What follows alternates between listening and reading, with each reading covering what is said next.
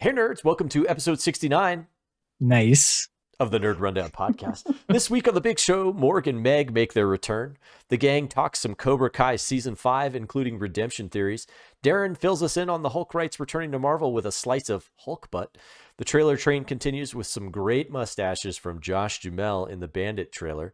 We continue the mustache ride with a trailer from Zac Efron in an upcoming movie with one of the most excellent titles of all time, The Greatest Beer Run Ever. We wrap up the show with a Nerdbox question from Bryant on Screw Up Studios and their beer goggle decision making. Ready, hit it.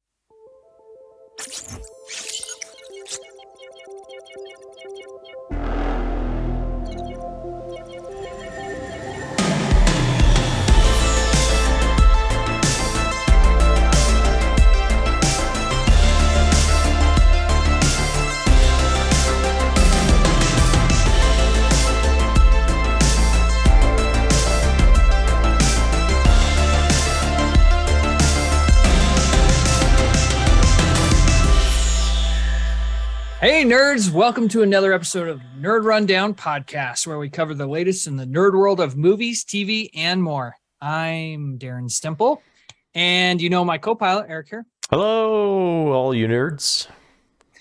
Back from suspension. Just joking. Back on the show.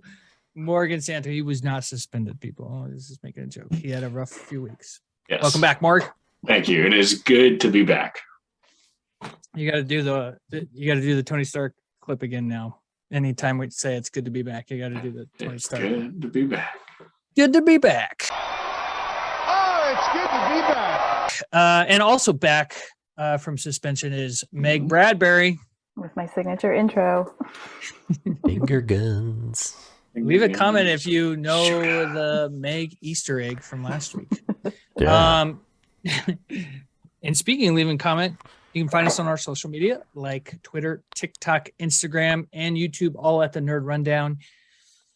While you're there, please hit the like button on the videos, the subscribe button, anywhere you find it. Leave a comment. 26 comments last week on our video. Love it. Thank you. Bryant Casteel bringing the heat on the comments. Captain Dunsel, as always. Meg and Eric, you did a great job interacting with the nerds this week. I don't know what Morgan was doing, but he wasn't interacting with you nerds. So Wow. Called out. Wow. It didn't seem right. It wasn't part of the show. Called no, out. come on now. You're our social media manager, Morgan. Anyway, That's right. We love interacting with you. So leave a comment and submit a Nerdbox question. We got a good one from Bryant this week. And for you audio only fans or listeners, like you, Captain Dunsel, we got you covered on all the major podcast services. Slow week on the news this week. But first thing on the rundown, very exciting. Cobra Kai season 5 trailer came out this week, and we got our first glimpse at the new season coming up in September. 9th? You said September 9th. September 9th. Yep. So almost there. We're a few weeks away. Can't wait. Got some big glimpses into what season 5 is going to have in it. So Eric, start with you, my fellow nerd. What do you expect from season 5? Nothing less than perfection. It looks Okay, amazing. David Zaslav. Yeah. Yeah. It looks terrific, and like it's like everything we've been building. It's because it's Cobra Kai. It's like totally not taking itself too seriously, but like at this point, everything that we've been building up to, I think, is finally going to come to a head, at least in some. This show takes it to the nth degree that you can, like, as soon as you think that something is gonna be resolved, they immediately like do a laser pointer on the wall and everybody goes, what? And you're like, I thought they had it together, like Johnny and Daniel. So many times you think, okay, they've gotten over whatever, and it just never works out. So I think that's going to continue to expand, because I think we're still going to see the conflict between the boys, the young guys and the older guys are still going to have their conflict between each other. I think those are all kind of big to-dos. I think the girls will still have their feud. I think there's just so much bad blood now. It's like, okay, how are you gonna get? I don't know how they're gonna pull it off, but they're going to. And like I think we had discussed a little bit before, somehow Kreese is gonna be redeemed. Like somehow the worst guy in the world is gonna come out smelling like roses out of this whole thing. Maybe we'll just have a prison show with him. Yeah. Right. But I love it. Like I love that Chosen seems like he's gonna be a big time influence on this particular, season, which I think is fantastic. So I love to see more of him. And yeah, so all in all, I am really, really excited. I thought to myself, I should probably call my boss and let him know that I might be off on September 9th or something like that. I may take September 9th off, but then I realized my wife would probably not like that too much. So we'll have to maybe figure out working from home today, honey. Don't bother me. Yeah, that weekend is going to be, my wife and I are going to be in front of the TV for at least probably 8 hours or something like that. So I don't know, how many episodes do we get? Do we know how many episodes we're getting? Well, Sure. good question. I actually have it right here. Morg, you're a big Cobra Kai guy. You watched it, I think, in what, 2 weeks? Like it took you 2 weeks to get caught up. Like 2 days. I thought. Right. I hammered it out. I mean, I love it. I hammered it out. There's just something it's one of those shows that, I mean, don't get me wrong, it's way better than like Riverdale or anything like that. But there's just something about these shows where it's like you just start watching, you're just hooked. Like you're like, all right, I gotta see what happens. So I'm looking forward to this. I'm looking forward to the big showdown, the ridiculous fights where this is the only city in the world where you can go around as high school students and just beat the living crap out of each other. And they're like, all right, well, things happen. Thrown through windows. I'm very excited to see what happens. I noticed that in the trailer, we did not get Miss Pearson there, Hilary Swank. I still think she's going to show up. I'm holding out. She's showing up. I don't think you're going to be wrong. I think we'll see. I'm holding out. She's going to show up and she's going to help. She's the glue we need. She's what we need. She's going to come in and just whoop some butt, bring everything together. Meg, are you a Cobra Kai fan? I can't remember. I'm not. So my husband, though, is a huge fan. So as soon as that trailer notice came through, I forwarded that on to him. So he's like super stoked. I need to make more of an effort because like he will make an effort to watch some of the shows that I want to watch, and I don't. Oh, I marriage haven't. Contract. Yeah, haven't really been into the Cobra Kai stuff, but he loves it. So he'll sit and binge the whole season as soon as he can. So what have you watched? Like did you not like any of the movies, or just like the whole thing? None of it has appealed to you ever? It's been so long since I've seen the movies. He'll turn them on every once in a while, and I'll catch pieces and parts or whatever. The show like itself any good American. right. Just say, Meg, just lie to us. Just say, yeah, I love Karate Kid. What are you talking about? No, brutally honest. That kid with all the karateing that he's doing. All the chopping and kicking. So cool. The waxing. When he does that thing with his hands, But, yeah, it's the cheese. Like it just, I don't know. I just can't get on board with it. Maybe if I had a deeper love of the movies, I wouldn't, I'd accept the cheese, but it's fair. Yeah. Well, I can't wait. I've loved this show since I first watched it. I can't believe I didn't listen to Eric in the beginning when he's like, dude, this is such an amazing show.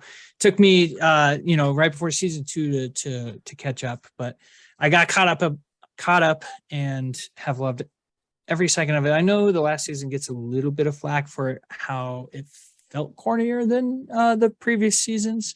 Yeah. But you know what? It's finding that's its first season on Netflix, and it's finding its Netflix groove now. So it's going to change a little bit with a new studio. Yeah. I love the first 2 Karate Kids. They were some of my all-time favorite movies. I've cried watching part 2.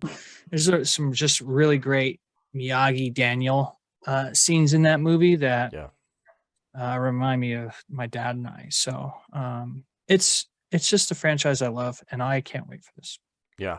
So speaking of studios, kind of moving into the second thing on the rundown, the story is Marvel Studios may finally regain the rights to the Hulk from Universal, which would be interesting because they have a whole ride at Universal Studios called the Hulk, and it's amazing. It's About to so go out of fun. business. It's not quite as cool Right. as the rock and roll. Well, I take that back. I think it is probably cooler than the rock and roller coaster. But which, I by the love way, that if too. you haven't watched Meg's YouTube channel, you need to watch that because Oh my God, it yeah. is awesome. Yeah. that is the rock and roller coaster, not the. I think. Oh, are is you that the talking rocket? about No, I think it's the yes, Rip the Ride rock and roller Rocket? I'm coaster sorry, at Universal. the Rip Ride. It's the Rip Ride Rocket. It's the That's Rip what it's Ride called. Rocket. Yeah. The rock and roller coaster, the Aerosmith ride at Disney, is the one that Yes. gave me whiplash. I don't have a video of that. Oh, nope to that one. So I thought the Back to the Future one was the best Universal ride yeah, well, I don't think it's there. I did. back in the day. It's not. Yeah, I did. I did like that It's one. not. So Marvel is supposedly going to be getting the rights back from Universal for the Hulk. So Darren, fill us in on what this is. What's going on? Yeah, so a lot of people don't know that the movie rights to these characters were sold off a long time ago. In the late 90s, Marvel's comics, or just Marvel, the company Marvel, they were about to go bankrupt, so they sold their movie rights to different studios, X-Men, Daredevil, Daredevil, I don't think Daredevil was Fox. But X-Men was at Fox, Fantastic Four was at Fox, Spider-Man was at Sony. And then finally, in the late 2000s, Marvel Studios was created, Kevin Feige president, and Iron Man was released. And then the next movie was The Incredible Hulk. And there hasn't been a solo movie since. But before Disney bought Marvel Studios, Marvel Studios had other studios distribute Right. them. So for example, like Iron Man was and Captain America and Thor, they were distributed by Paramount. Right. And then the rights to Hulk never fully reverted back to Marvel Studios, but it was okay at that time because they were having these other studios distribute them. And then Universal, I don't know how they've been able to keep the rights this long without making a Hulk movie. It's a weird part because that's how the rights used to work, is if they don't make a movie and every so often they lose them. Use it or lose it. I've been told that in the past. So it's exciting to know that finally the rights will fully revert to Marvel, and we can finally get another Hulk movie. The journey Hulk's been on has been incredible, from the no pun intended there, actually, from the Incredible Hulk. He after that movie, which started Ed Norton, saw him in 2012's Avengers, and that's when they recast with Mark Ruffalo, and he was that was like the best Hulk appearances, the Avengers of 2012, and it didn't really have a great run in Age of Ultron. So that's the other part. Sorry, I'll pass it off here in a second. The rights Marvel Studio had it had to be a part of a team. So that's why he's only in Avengers movies, and then he was in Thor Ragnarok teaming up with Thor. So now, and this week, She-Hulk was Valkyrie. They were the Revengers. Yeah, right. We're forming the Revengers, trying to get revenge. Ragnarok is such a damn good movie. Anyway, so She-Hulk's released this week. They left a little bit of a teaser there in the first episode. It's not a big spoiler, but how Jennifer Walters' origin is in this show is different than comics. I won't ruin it. I won't spoil that, but there is a Sakaar ship that shows up and causes something, and they later talk about it, and she's like, what was that? And he's like, oh yeah, that's a Sakaar ship. I really got to check out what's going on with that. I got to follow up on that. So I think when they have they have the rights back. There's some open slots in phase 6. If you remember, 8 of them, we could be getting a World War Hulk where he goes back to Sakaar and gets revenge, and then that would be a much better adaptation than we got in Ragnarok, which was just a side story. But for a monster comic story like World War Hulk, we need a full movie. So I'll pass it to Morg now. Sorry for the long rant there, but it was complicated. It's complicated. So you Morg, you were the only other one who's watched She-Hulk. What do you think is in the future for the Hulk? Yeah, I'm interested to see what they do with this, because I kind of figured they were bringing She-Hulk in for the purpose of kind of weeding out the Hulk eventually, because they couldn't do anything with him. So I'm kind of interested to see what they do with this, especially, I mean, I don't think Mark Ruffalo is going to be Hulk a whole lot longer. A lot of these main Avengers are either going away, dying off, whatever you want to call it, in the movies. So I'm interested to see what they do with this. I know there was talks of a World War Hulk if they ever had. It's hard to say. It doesn't sound right. They need to workshop that name. Yeah. They do. It's hard. Yeah, It's hard. I don't know. I mean, that's what we all want, but I don't see them going that route, and I think they'll do something else. That's just me. All right. Meg, are you excited for a Hulk movie? I mean, I enjoyed his appearances in the other movies. I feel like I saw the one with Eric Bana, and part of the one with Edward Norton, but it never really pulled me in quite like his appearances in the team up movies. And as far as like the changing hands of I never pay attention to what studio owns whatever. The only thing that made me even think that it was owned by someone other than, like Disney was the fact that there is a Hulk coaster in Universal Studios and it's super fun. But otherwise I never would have even given it a passing thought. Yeah. All right. Well, yeah, he's a giant character. He's the J Giant. Is one of his nicknames. He's a giant character in the comics. He deserves more than what he's gotten in the MCU. I know, Eric, you're somewhat of a big fan of the Hulk. You've got him right there in your wall, right? Second to the left. Right here, yeah. What's right here? There he is. What do you think is in store for the Hulk? Well, I think if they can, do you think they? Can you say World War Hulk for us? World War Hulk. Oh, dang it! Yeah, sorry, the radio voice guy. He was practicing. Nails it every time. Yeah, he was in his head. World War Hulk. I think, I do have a question then real quick. So do you think they recast Ruffalo or does he stay Hulk going forward? He has stated he'd play Hulk for as long as they want him to. Okay. So he doesn't have to do any physicalness for the for it. So he doesn't have to get buff. He doesn't have to get in shape even. Yeah. He doesn't have to get younger. Sure, yeah. He doesn't have to get younger. Yeah. Yeah. No, I think I'd like to see a standalone Hulk type thing. I'd like to see, if you have like a go back in time or a flashback thing, this be a way you could bring ScarJo back into the whole thing too, is just kind of see how their relationship, kind of developed and why they had such a special relationship with each other. Her influence upon him was pretty significant, They talk about it in She-Hulk. Yeah. Oh, do they? Okay. So I'd like to see, I'd like to see not an origin story, so to speak, but maybe an origin story, because you kind of like go back and see like, okay, he gets bit by a nuclear spider too, just like Spider-Man, or falls in a well, his eyes go crossed. I don't know, I don't know what the story is. So I'd kind of like maybe not necessarily an origin story, but like hey, this is how things happened. This is how I got to where I am. And maybe that would play into the World War Hulk thing or something along those lines. But more Hulk. Well, the Incredible Hulk is that. It is an origin story. I'm sorry, was the Incredible Hulk with Mark Ruffalo? No, with Ed Norton. I mean, it's just that they just recast. I'm sorry, I don't know. You want to redo that? Yeah, you want to redo that? Yeah, I got it. I don't even want to I know we talked about canon stuff, but nope, I don't have any. But do we need it?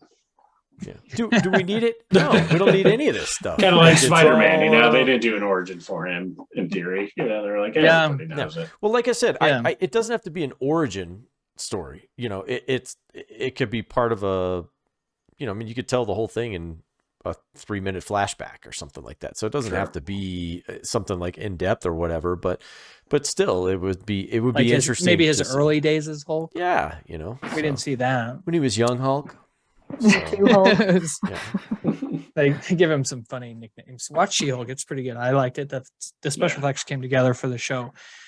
Real quick. So World War, oh man, it is hard when you say it in a full sentence. Not when you just say World War Hulk. It's easy that time. But the comic run World War Hulk came from the Illuminati decided he was too dangerous and they kicked him off world and he went to this planet called Sakaar. He became a gladiator and he finally made his, he dominated that planet and that was World War Hulk. And then he made his way back to Earth and the next run was Planet Hulk, where he comes for some revenge on the Illuminati and on the Avengers, and it's amazing. It's probably the last good Hulk run. And that's something that would be really interesting to see if they do someday, because he's got such a great relationship with the Avengers. He's pretty important in the world. And during the blip, he was like a superhero. He would like go out. There was a scene cut out of Endgame of him during the blip, like jumping into a building and saving kids. Like he was like a kind of a street level hero during the blip. Anyway, there's a lot of potential there with the Hulk. Question for you: for them to do that, if they do go that route of the movies, do they have to make him dumb Hulk again for that to work? Yeah, there has to be some kind of savageness to it if that's what they're going to pull off. So maybe like I don't know, I could theory craft this a bit, but when he goes to Sakaar, maybe Hulk just says, all right, I'm done with this integration shit and I'm taking back over. I don't know. You never know. Hulk butt. We saw Hulk butt in Ragnarok too. So that made Ragnarok really great. All right, we'll move on. Excited for Marvel Studios to get one of their big giant main characters back. Probably one of the original like 5 big characters in Marvel. Listen, this week on Wednesday, we got a trailer for Wednesday. Next on the rundown, Tim Burton is bringing the Addams Family back to the small screen on Netflix, right? It's a Netflix. Yep. Netflix. Mm-hmm. Yep. With the new TV show called Wednesday. I think we've talked about this once before on the rundown. We didn't know much about it. I'm going to start with Meg. I know she's an Addams Family character in Wednesday. You're basically Wednesday. So tell me about what you think about this show in a good way. I mean, I always have loved Wednesday.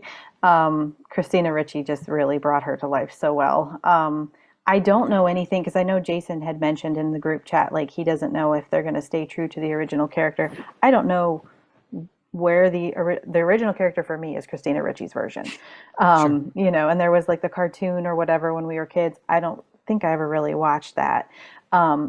I'm excited for this show. I'll definitely check it out. It's not going to be like top of my list. I'm not going to push back anything else that I'm trying to see. Not going to call in sick on one yeah, day. Right. No, I'm not going to be calling in sick. I'm going to reserve those days for something else. But yeah, so I mean, it looks good. It looks interesting. I love Tim Burton. I everything I've seen of his, I've really enjoyed. Aside from maybe Charlie and the Chocolate Factory, that's not top either. But pretty much everything else, I really like Tim Burton. So I'll be checking it out at some point. Did you like Sweeney Todd? Okay, I forgot about that one too. Yeah, not top of my list because not a big. It's musical. just not a good movie. No. Okay, Morg, are you putting this on your to watch list? No, it's one of those. I'll check it out maybe at some point.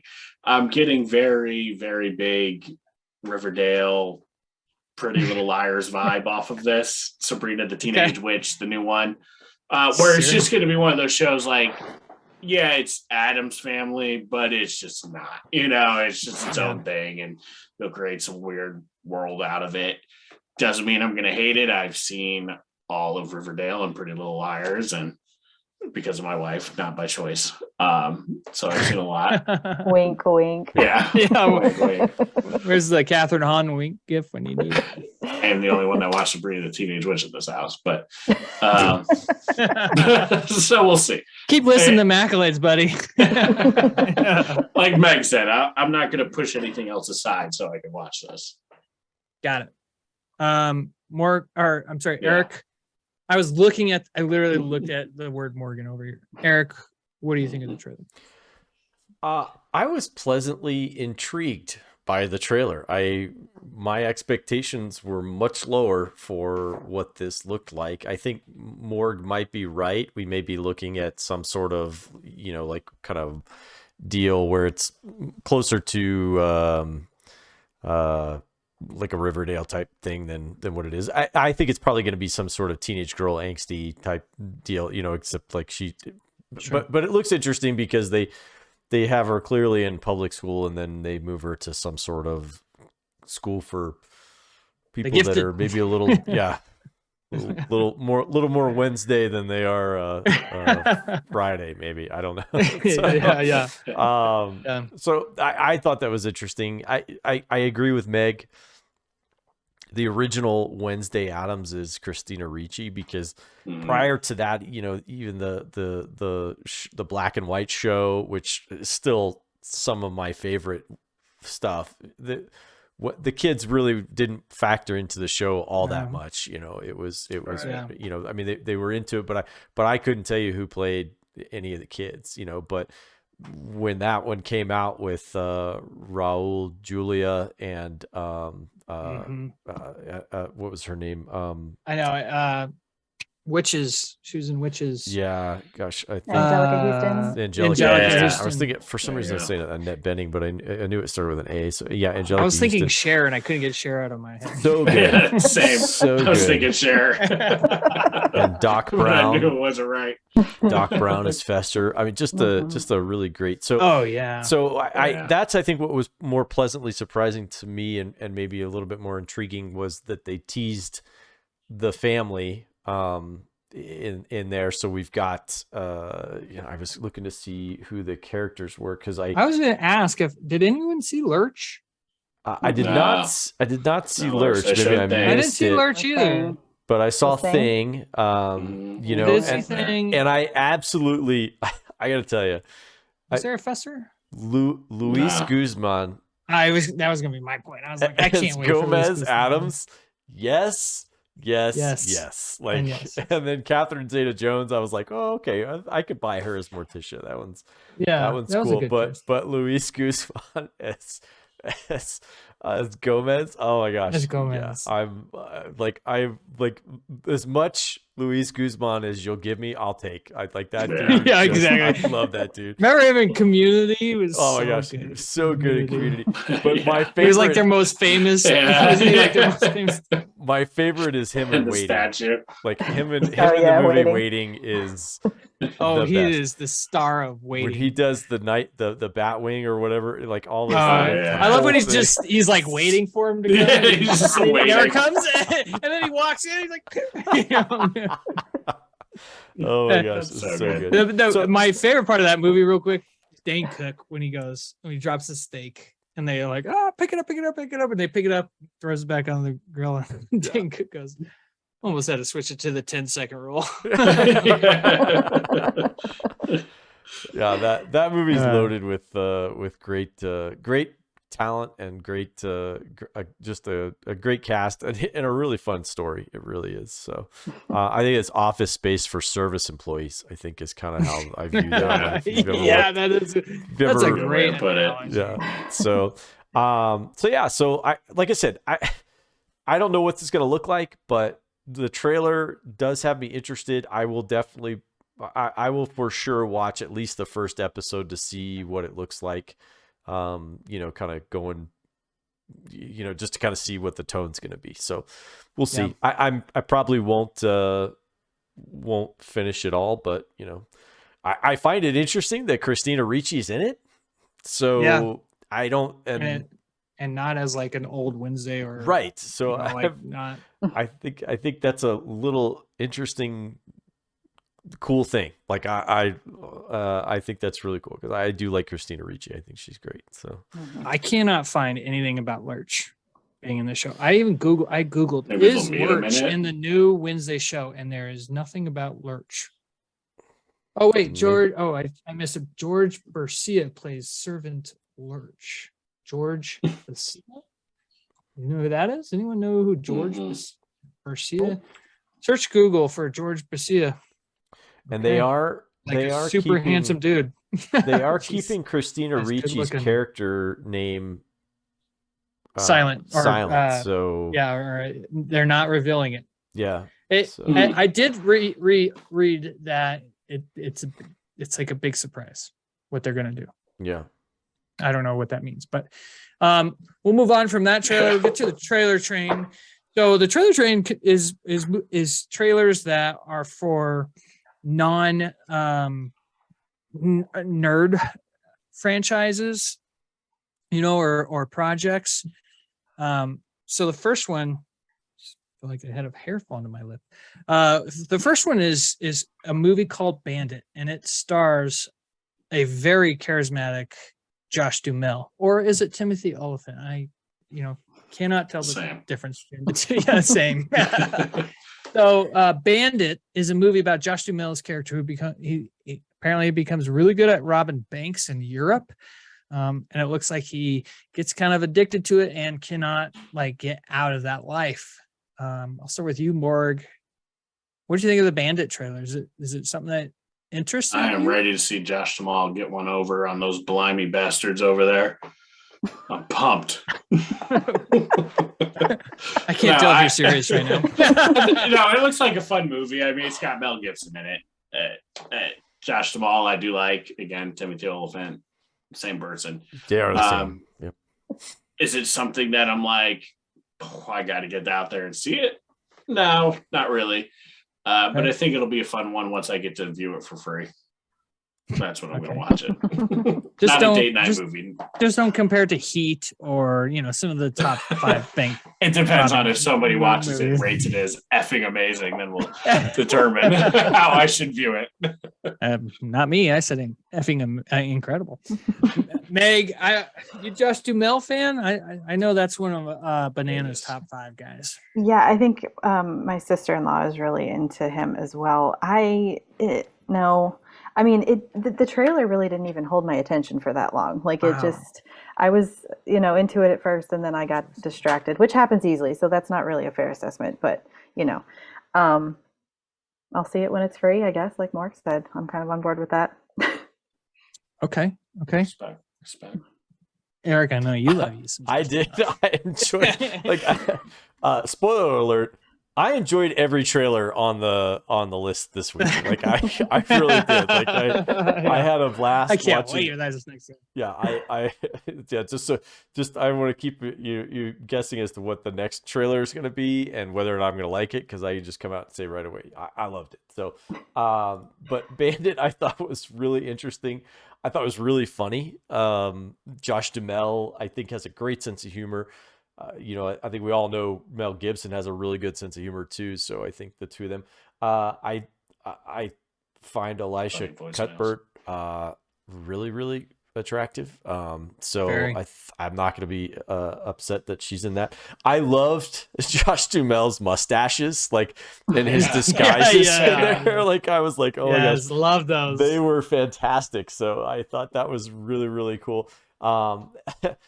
A guy that I, from our Lost days, Nestor Carbonell is in it. The man who has the most impossibly dark eyebrows in the world. So the lashes, yeah. Yeah, his eyelashes. Yeah, I mean, he looks like. Don't worry, wearing, Mark doesn't know who you're talking about. He looks like he's wearing eyeliner all the time, but he's got a double row. It's that Lost on me. Yeah. genetic weird thing that he has. Oh, what is his name in Lost? It's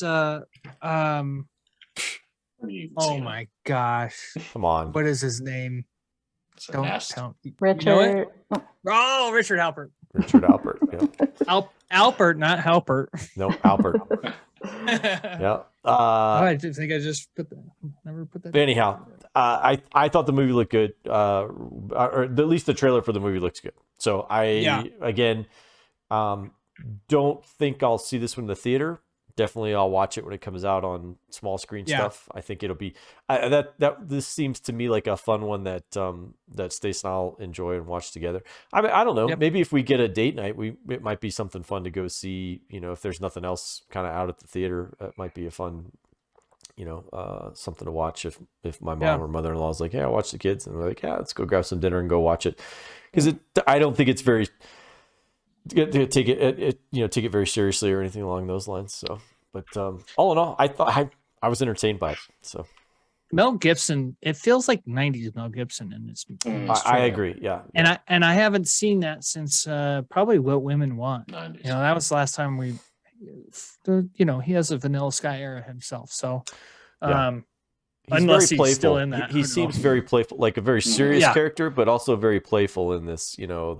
Especially the opening sequence that they have in the trailer. Yeah. Where he's like, "What are you gonna do? Rob it?" Yeah. So it's like, okay. So, Yeah.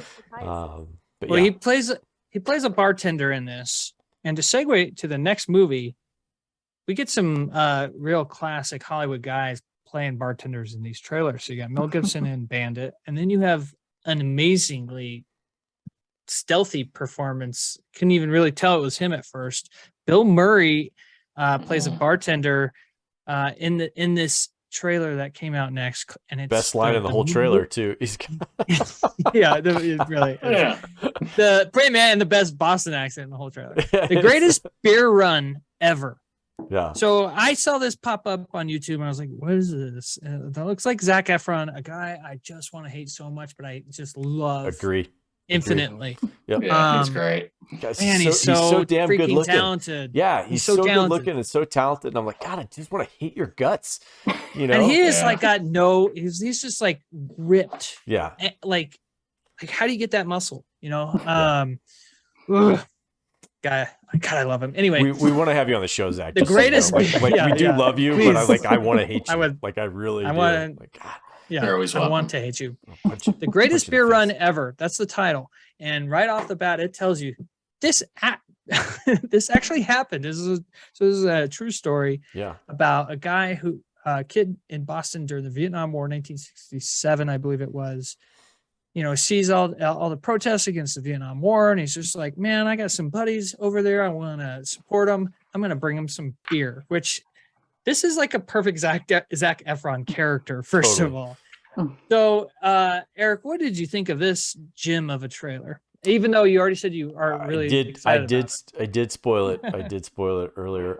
It's a it's not a Farrelly Brothers production, but it is made by one of the Farrelly brothers. So, I love that. Because those dudes make great movies. Like, even if you don't necessarily like the comedy stuff, they love basketball. But they make some really good stuff. So Bill Murray. That's Matt Trey Parker. That's Trey Parker. Yeah. Bill Murray in the trailer looked hilarious. Like you said, he's stone cold sober. That's only his fifth beer. Like 6 a month. That may be the most handsome Bill Murray's ever been. By the way, he does look good in it. So I like the premise to the story. I like that it's kind of. I am going to go out on a limb here and say this is loosely based on a true story. So I'm not sure. I'd love to know what the actual story is. Yeah. So, but overall, I give 5 stars to Zac Efron's mustache. I don't know if that's beautiful real or not, but it is. It's like a mustache trailer night. It is spectacular. That's all I gotta say. And who doesn't love a movie about a guy delivering beer to his buddies? We're not looking at where it is. Like where that's gonna win or win. Like, hey, it's guys, I bring a 12-pack to my buddies across. Like Bandit, Smoking the Bandit. It's all about a dude bringing beer to his buddies, or bringing beer across state lines. So, So anyhow, loved the trailer. Efron, feel the same way. Guy I want to hate. Russell Crowe looks surprisingly good in this. Yeah. I thought I was a little surprised. It looks like he may play some sort of like war correspondent or something like that. Yeah, like a journalist, maybe. Yeah, so maybe Zac Efron kind of falls in line with him because he probably can. And maybe that's who's telling the story. Yeah, get around that stuff like that. So all in all, it looks like there's a lot of folks that maybe I don't know in this that maybe will kind of show up. So, Vietnam is a story we haven't seen a lot of movies about recently. I think the last one I remember was maybe We Were Soldiers with Mel Gibson, who we just talked With about, Mel Gibson, yeah. If you there don't was a count lot Tropic of Thunder. there was a lot of 80s back in the 80s and 90s and stuff like that. I think that we got a lot of Vietnam stuff, and we have not been back to that war in a long time. So I'm curious to see what kind of comes Because out the of it, Iraq but- War happened, and then movies started becoming about the Iraq War right and Yep. Afghanistan. Yeah. So I think all in all, and it's I think the nice thing about telling a Vietnam story is a lot of the veterans, of course, are much older now. There's a lot more distance between them. You can tell a story like World War II with when people are older because there's less emotion. There's less, at least for everybody else who's watching these movies, there's a lot less emotion wrapped around it. Whereas, a movie about Vietnam in the 80s, that's still really close in time to when that war happened. The same thing with like the Iraq War and Afghanistan. There's still a lot of open wounds, that people have, a lot of animosity, a lot of feelings and stuff like that. So having this much time go on between when this story goes and when when this is happening, you can kind of, there's a little bit more distance, I guess, more than anything. So maybe it gives you a little more perspective on stuff. But as opposed to say the Wednesday and the Bandit movie, I will be watching this one, the first week it comes out, because I really genuinely think this is pretty good, and this is going to be on Apple Plus. So it's the Apple Plus original. Yeah. Which, by the way, speaking of Zac Efron, I did watch a lot of Baywatch this week. I didn't get through the whole movie, but I did watch the first half of Baywatch with Zac Efron and my buddy DJ. So I need to watch that. I've heard nothing but so good girl girls. Pretty good. So That's good. funny. Got so many of my girls in it. Yeah. They're in Mark, it too, but Zac Efron and The Rock just are so funny together. dude, Zac Efron is one of the sneakiest, funniest people. He is. In that, is it Neighbors? Neighbors, Where- yeah. Oh my God, he is so funny in that He's really movie. good He in that. does an amazing De Niro. You talking to me? Morgan, is this something that Yeah. you saw? I'm tuning looking into? forward to this. I mean, we've all gone on some beer runs before. I've never been on one this epic, so I can appreciate it. Who No, has? I think it's going to be a good one. I think Zac Efron's going to do a great job in it. Looks like he's going to have a great cast. I won't dive too much into it, but I am looking forward to it. I'll watch this probably day one when it hits Apple. I think Deanna will be into it as well. That's what's nice about it. I think she'll enjoy it as well, so we can watch together. Oh yeah. I find it's not Yeah, hard that's to sell that's a my really good wife on point. Zac Efron movies. Yeah. Yeah, seriously. That's Even true. with a mustache. I won't Even tell with her a he has a mustache, mustache, she's like, though. I think he looks better with a mustache. Actually. I won't tell her she hates him. Please Egg, don't, man. are you a Zac Efron fan? Yes, definitely. Yeah, it's no question. He can do no wrong at this point. So I'll definitely Seriously. be checking this one out. Yeah. Yeah. I can't wait for this. I think it's going to be a really great, entertaining movie. Looking forward to it. Apple Plus. Don't remember the release date, but it's coming up soon, I believe, in the next couple of months on Apple Plus. And so, talk about great beer runs of all time. We got some beer in Iraq. We traded our packages for it. We get sent packages of candy and stuff, and we would trade that for beer. And one night, my buddies and I were up drinking beer, watching Friends all night long, and we had to get up for patrol. We had like 2 hours of sleep. We definitely went on patrol, maybe a little bit inebriated, but we had a good time staying up all night watching Friends. And to segue to the next thing on the rundown, which is birthdays, Mm. my co-pilot Eric Hare is not meaning to, but is basically wearing a Chandler Bing shirt from Friends, and it just so happens that it's Matthew Perry's birthday. So happy birthday, Matthew Perry! We love you. We love Friends. I'm pretty sure.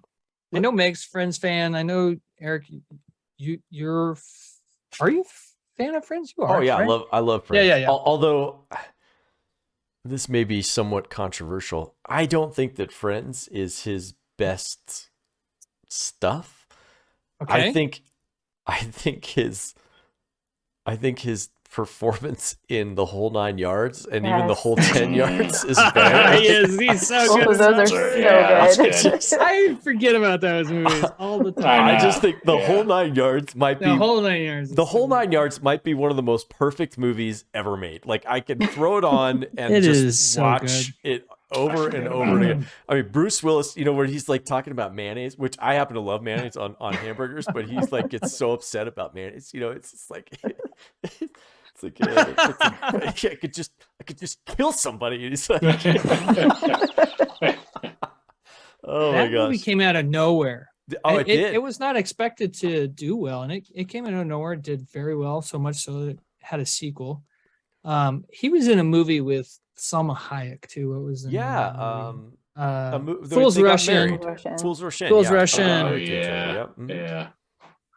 One of just a sneaky good. He was basically Chandler being in that movie, but Did you great guys ever movie. watch? of that movie. He had a show with Brantley. Yeah, the Studio 54. Studio 54 on Bradley some- Whitford.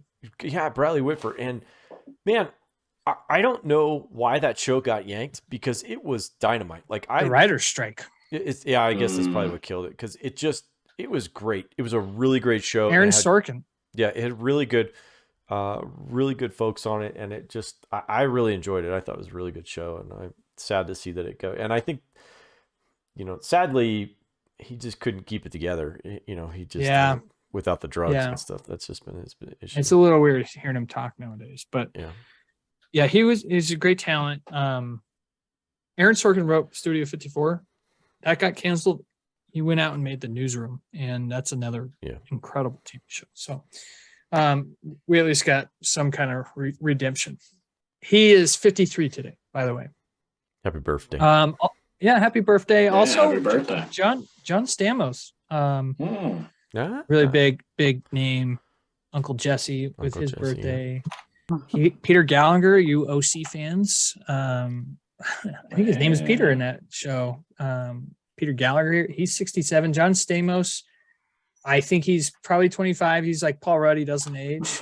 That or he just gets more handsome. Jonathan Frakes, Eric. I can't Jonathan believe Frakes, yeah. Frakes or Frakes? Frakes, yeah. Oh, Frakes. He is all you Star Trek guys and gals out there. He right? Isn't that that's who you're talking about? Yeah. I don't see him on the list, but I didn't see. But yeah, he's great. He was pretty deep in there. He plays number 1 on Star Trek: The Next Generation, and then he's in Picard, isn't he? Well, he is in Picard, but he actually directed several of the shows and everything. He's done a really good job of moving from the acting chair into the directing chair. He started directing a lot of the TNG stuff, the episodes, and then which arguably one of the best Star Trek movies of all time. And if you just want to sit down and if you're not a Star Trek fan, and you just want to sit down and watch a Star Trek movie and not have to know anything really about the lore or anything like that, you could actually pick up Star Trek First Contact, and it's a fun movie. It was directed by Jonathan Frakes. So, yeah. Couple quick notes. Jonathan Frakes. On birthdays. Frakes. Simone Kessel played Leia's mom in Obi-Wan Kenobi. Matthew Glave, you may not know the name, but you know him as Glenn from The Wedding Singer, Drew Barrymore's fiance in that movie. Just an all-time like corny guy. Really, really amazing in that movie. Ian McElney, he played Barristan Selmy. He was the old King's Guard who then defected over to. The point about him is that character in the books is a top 3, maybe top 5 warrior badass in the books, and he got shafted in the TV show. So Jim Carter, you know him as the main guy on Downton Abbey, the guy, or maybe he's the butler. Jim She's got a big nose. If that helps. I know you've seen it, Eric. I don't know if you can hear me right now. I have seen it. Yes. Adam Arkin. If you've watched the TV show Life, he's 66 today. Life is one of the most underappreciated shows of all time. And then Kevin Dillon, who, if you've watched Entourage, you know Kevin Dillon. He's Matt Dillon's brother. But on Entourage, he played Johnny Drama, which is one of the greatest names of all time. Really great character. So big time day. Keira Sedgwick birthday? Yeah. Oh, she's not on this 57, list. yeah. That's what it says here. Oh, there she is right there. I see her. Yeah. She's got sunglasses on in this picture. I didn't notice her. Keira Sedgwick hasn't done much lately, has she? She was big in the 90s or early 2000s. She's married to Kevin Bacon. And she had a really good show. That's right. Yeah. She had a show that was on for, well, I have to argue with you a little bit about that, but she had a great run. She had a show called The Closer on like TNT or something like that. It was really good, actually. Yeah, really mid 2000s. But she plays a great antagonist to Captain Holt in who's played by the amazing Andre Braugher in in Brooklyn Nine-Nine. Yeah, Brooklyn Nine-Nine. So yes. She and Holt have this like thing. Madeline go Wunsch. back and forth. Yeah. Oh my gosh, yeah. Oh, she's so good. You talk about like your hero and villain. Like your villain is so good in her that it's just great. Oh, she was in Phenomenon, which is one of the greatest, like the first 90 to 95% of the movie is incredible. And the ending completely ruins the movie. Yes. It's with John Travolta where he gets a freaking brain tumor and it's just like it all happened in his head. Aliens? Well, we'll never know. But wait, that's a movie that was just like, it was an incredible performance by John Travolta that just is ruined by a terrible third act idea at the end. Yeah. Not even third act. It was like the last 5 minutes. I don't even remember the ending. Oh, yeah. He has a brain tumor. And neither does he. Is that the spoiler alert? Spoiler alert. It's too soon. Oh, sorry. Let's move to the nerd box. We got a great question from our main man, Bryant Casteel. The main man this past week with all of his comments on the last week's podcast. So thank you, Bryant. Thank you for writing in. He says, how is it, and this is in regards to a topic that we've talked about on the show, how is it that certain studios seem to consistently screw it up? You touch on this with both DC movies, Netflix originals, but my intuition would be that the creative talent, the writers, the directors, the actors, would influence how good a show is more than the studio that produces it. What's actually going on here if certain studios consistently put out duds? So a good follow-up question to a topic we've been talking about a lot recently, and especially last week when we talked about how studios just greenlight some dumb shit. They cancel Batgirl, not even going to release it to streaming. So they just keep doing dumb stuff. What is it, Eric, that these studio heads are doing? Well, it's hard. So I'll start with Netflix because I don't think Netflix is necessarily. I don't think it's like DC. Yeah, I would not put Netflix in the same boat as DC. So the Netflix stuff just comes with, like I said, the qualifier of like kind of the outlet mall of stuff. Like there's just something not quite right about stuff, but they do get good. And I think Brian and I actually had this kind of conversation about Hulu because he mentioned something about Hulu. That was his joke last week of that he felt like Hulu was the outlet mall of stuff. And I was like, streaming services. I have to take exception to that because if you look at like the amount of like original content that Hulu has put out, they have a lot more hits than they do not hits. Like there's a movie called Palm Springs that they did that was actually really good. Love that movie. Yeah. Andy Samberg. Yeah. And I think that was their first original stuff. The Pam and Tommy series was not terrible. Like it was actually pretty good. Only Murders in the Building is amazing. And there's a small show that's fairly popular called The Handmaid's Tale that they've done also. So like Hulu's got some some banger Hulu. stuff. You know, Hulu. They've got. Sorry, my teenage. I'm hitting 13 again, or whatever. But Happens to the best of us. Hulu is actually, I thought, has done pretty well, and Netflix for the most part has done pretty well with a lot of their stuff.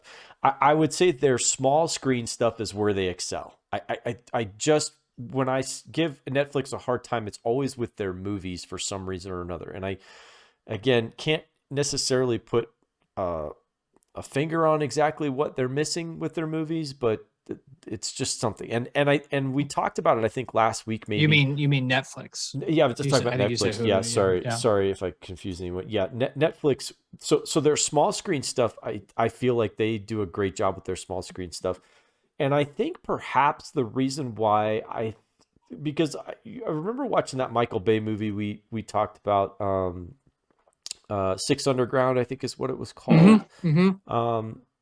And I haven't watched The Gray Man, but perhaps it's because I have this bias that is in my head of, if it doesn't come out on the big screen, it's not really a movie. Like, it's made for TV.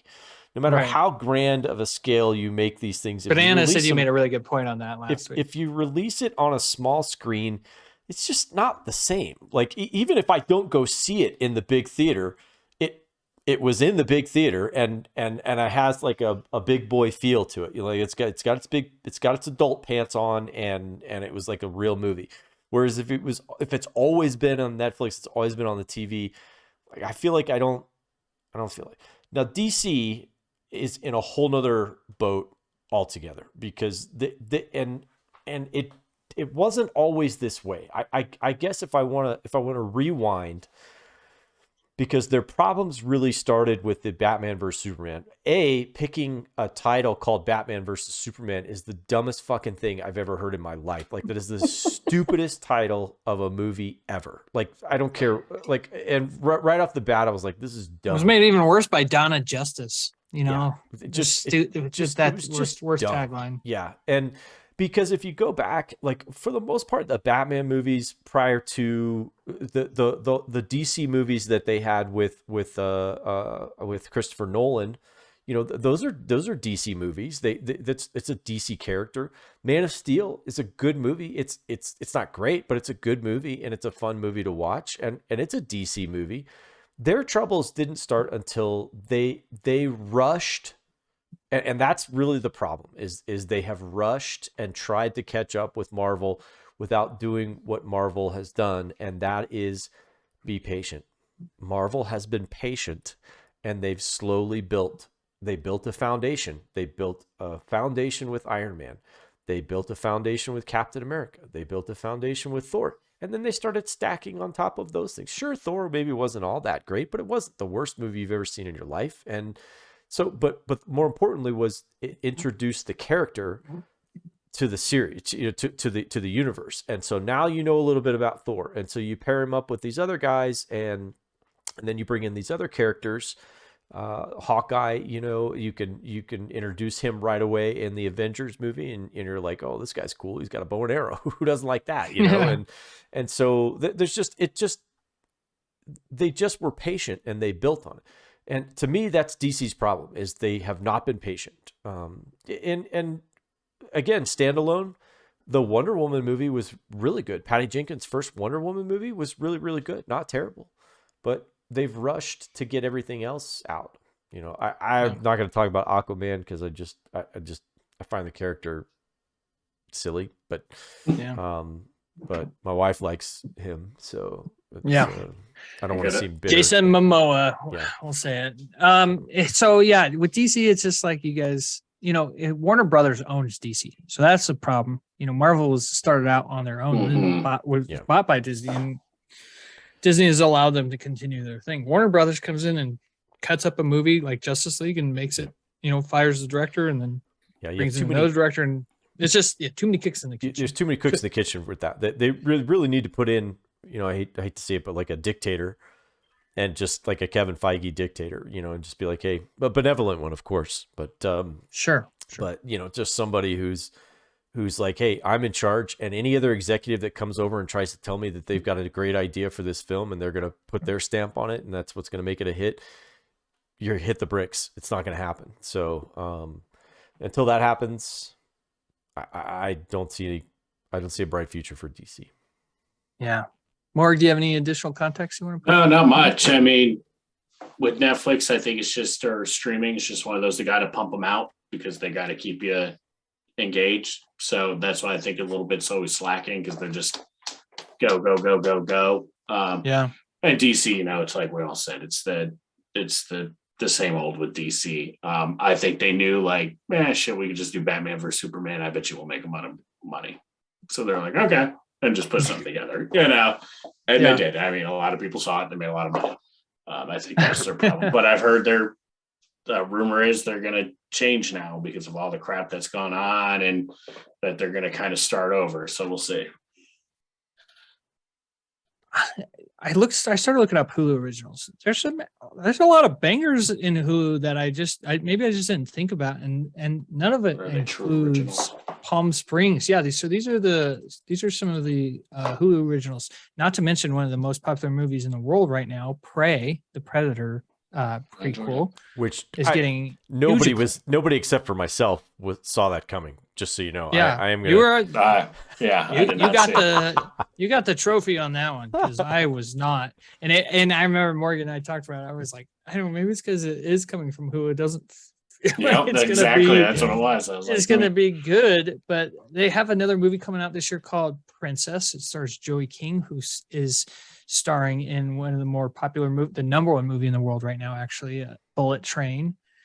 What was the other one I saw? The Fire Island doc apparently got really good reviews. What a shit show there was one other. Good Lord. Yeah, I know. Geez. Deep Water with Ben Affleck and Ana de Armas.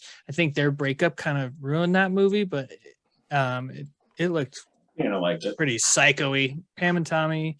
How I Met Your Father. I not interested in that, but it's a big name. So I think that was it. And then, of course, like you said, one of the great performances from Andy Samberg in Palm Springs, a really good homage to one of the great comedies of all time, Groundhog Day. Yeah. Thank you, Bryant, for sending that in. I think it just really comes down to greedy assholes, you know. That's what it is. We're gonna make 100 million off this. Let's do it. That's gonna put 10 million in my pocket. Meg, did you think I do have just kind of a quick follow-up question. I do have. So Meg, do you think, like, do you have a Hulu subscription, or do you watch Hulu stuff? Okay. So, like, on the original shows, like, say, like Netflix versus like Hulu and stuff, do you fall one way or the other on the stuff that you watch? Because I got to tell you, like, for me, I think I watch more, at least because I've watched Pam and Tommy, I've watched Handmaid's Tale, I've watched what's the Only Murders. Like, Only Murders might be my favorite show, like, right now. Like, as far as, is like, that Steve Martin? It is Steve Martin and Martin Short, and Martin Short, and what's her name? I didn't like Selena that one. Gomez. And Selena is just dynamite. Like, she's really good. So I'm just curious, like, what's your kind of take on those two? We tend to lean more toward Netflix and Disney Plus. And even though we have the Hulu subscription through the Disney Plus package or whatever, but we hardly ever go into that. I've been hearing really good things about Only Murders in the Building. Yeah. Just haven't gotten around to watching it. I don't think I have it downloaded on my phone, so I don't use the app on there. So it's Can't just, watch it in your car. It's haven't watched in the car. Nope. So it just tends to be. Plus, my little Roku remote has a Netflix button, so it's a lot quicker to get to than pushing buttons up and down. But we don't really do too much Hulu, though. I do want to watch Only Murders. It's good. Yeah, I have to add that to the list. Love Steve Martin and Martin Short. When those two guys, I love watching those guys do great speeches at award shows. When they're like, and then there was one year Steve Martin got a bunch of, like, awards in Hollywood, and it was always Martin Short who was introducing him, and he always gives such great love to Steve Martin and how he talks about him in his speeches. Their rapport with each other is just dynamite. And I don't know if it's that way in real life. I imagine that it probably is. They had that show they went on tour with, and it was incredible. I don't think that they're acting. I really don't in No. some of those scenes. I think that's just them bantering back and forth with each other because it is so good. It is so good.